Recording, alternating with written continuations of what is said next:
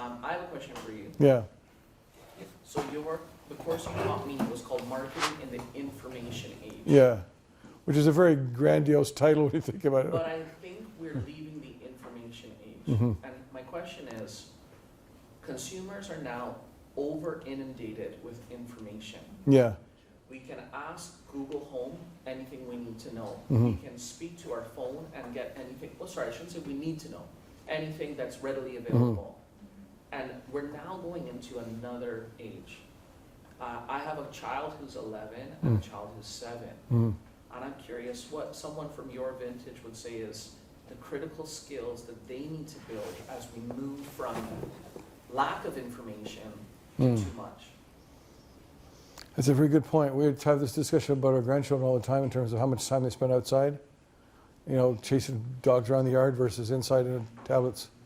And the problem is the technology is so irresistibly entertaining. And our one grandson has one of those VR headset things. And we can't say no because they bought it for him and they bring it and it's in the bag of his football and other stuff in the house, you know. There's a lot of people my age that talk about the physicality of young children and their first generation that will be in poor health, more poor health than their parents' generation, who are in turn on the cusp of being designated as having more poor health than their parents' generation. My father lived to be 87. Sylvia's mom is 86.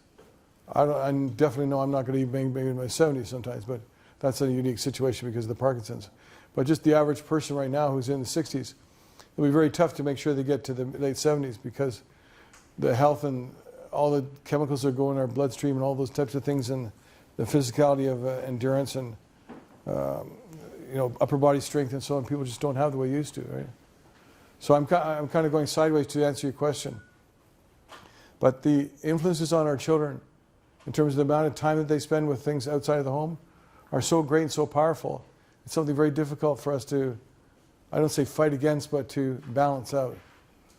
So you either have to be sort of part of that or create something that's totally new and dynamic, completely different. In our particular case, the timing was just right. Children who are 2 and 3 and 4 years old are too small to really teach or talk about anything. When they get in the age range of 6, 7, 8, 9, there's a whole other different world opens up before they get in the teenage range. That's the time period that we had our children during the COVID, when they were 7, 8, 9, 6, 7, 8, 9, right? And so I had them out of the house, and we lived at the top of this big, huge forest north of Newmarket. They were in the woods with me 4 or 5 days a week for about an hour and a half. And we had our big, huge dog pulling them out there. Our granddaughter learned how to build a fire in the snow with no birch bark. And we taught them how to figure out where north is. We taught them all kinds of little sort of lifetime skills things. Not that they needed to know it, but it creates in their mind a sort of mentality that you can take care of yourself because you got a little bit of knowledge. And that's the biggest thing, gift to give someone is the feeling that I can handle this.